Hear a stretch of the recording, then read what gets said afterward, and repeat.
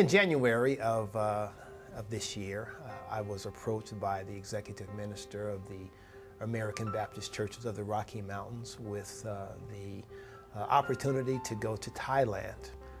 The purpose of the trip to Thailand would be to go and to bring clean water to an Aka village. I did not really understand what that meant, but as the days and weeks progressed, it became clear, not fully complete until we got there, but it became clear. I had no expectation. I really didn't even, quite honestly, I had to go to the map and see where Thailand was. I didn't know what to expect. It was actually, I was delighted for the opportunity to actually go. And so we had an opportunity, Reverend Francis and I, to be able to go on this mission trip to Thailand, something that I had been anticipating and talking about. In our church, we have been talking about missions, and we've had people who have gone on mission trips, and we've had missionaries in. And so it was an opportunity for me to firsthand go and experience what it meant to go on a mission trip. I think I took a geek approach. I went and I downloaded Weather Channel on my iPod. I was monitoring the weather. I took a total research, about Thailand approach. And the funny thing is, none of that worked. It did prepare me a lick for Thailand. We left Denver, flew from Denver to Seattle, from Seattle to Tokyo. Long flight, very long flight. Spent a few hours in Tokyo and then flew on to Bangkok. Spent the night in Bangkok and then flew on to Chiang Mai. Stayed in Chiang Mai for a couple days and then went on to Chiang Rai, where we entered into the Aka village. In hindsight, the flight wasn't as long as I thought it would be, but it was long nonetheless. 26 hours from Denver to Thailand. Didn't seem that long. Time went by fairly fast, I think, because we had this great sense of anticipation of what the future held. Lots of interesting things along the way. Probably one of the most interesting things, it was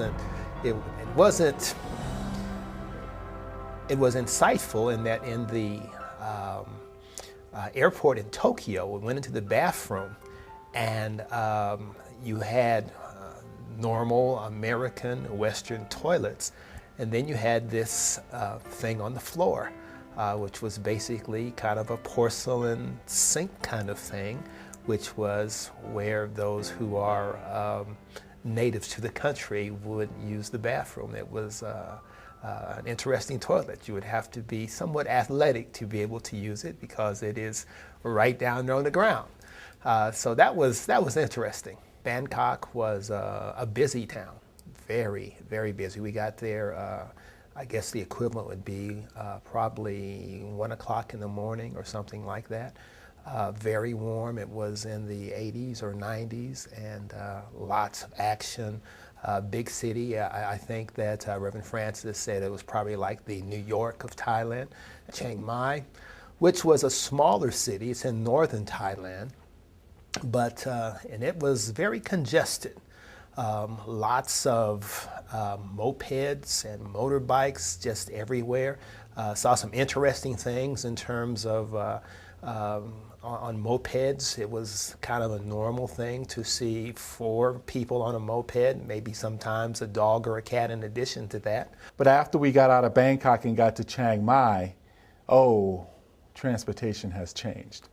We got around in a thing that was called a tuk-tuk. And we was like, this is your transportation. We're like, okay, we're here. Which was basically a pickup truck with seats in the back and a covering on it. So it's a very busy city.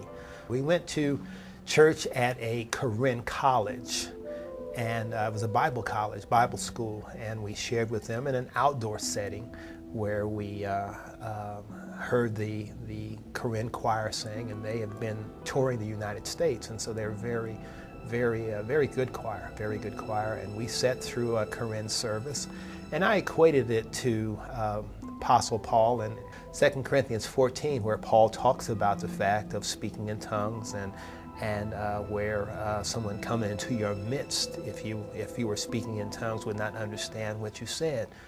And for about an hour we sat there, and everybody around us was speaking in a foreign language, and I kind of got the experience of what he was saying in terms of being in a service, not being able to understand what anybody was saying and not being edified.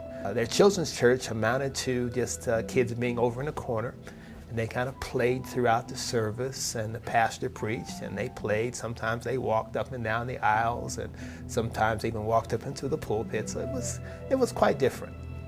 One of the things that we noticed throughout the Thailand was that the king his image is almost universal, in the sense that everywhere you look, there is a picture of the king. You don't say anything against the king. You know, that could cause you to end up in jail or something like that. Buddha, images of him are just throughout Thailand. Big Buddhas, small Buddhas, fat Buddhas, skinny Buddhas, Buddhas everywhere. And people also had spirit houses. And the thought there is that these bad spirits live in these spirit houses, and so they would go out and offer offerings to the spirits in these spirits houses to basically appease them. And so if you keep the spirits in the spirit houses happy, then bad things don't happen to you. Left Chiang Mai and moved and drove, I think it was a 3-hour drive to Chiang Rai, where we actually got into the Aka village.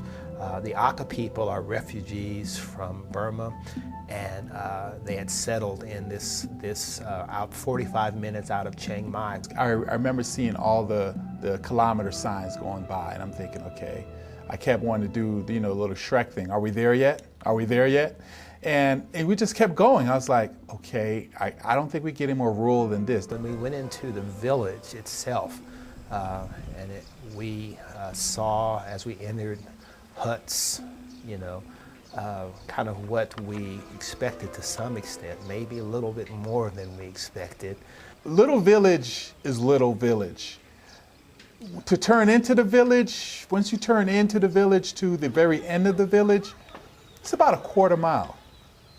That's the extent and the size of this village. And there was about maybe 16 or so huts. And as we progressed through the entrance of the city, there was an opening.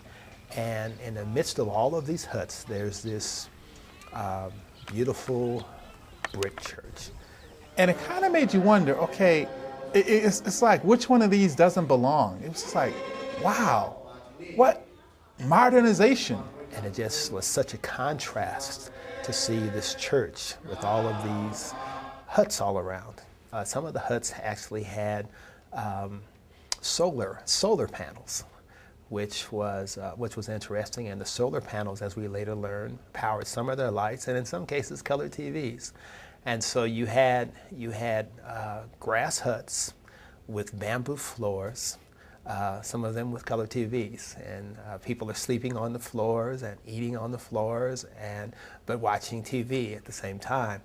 As we stepped into the huts, we kind of wondered, would the floors hold us? Because you're walking on kind of bamboo strips.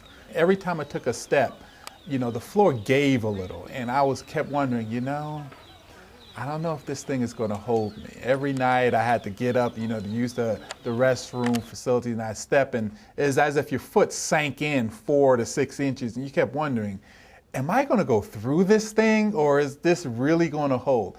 Evidently, they have designed it such that it held us.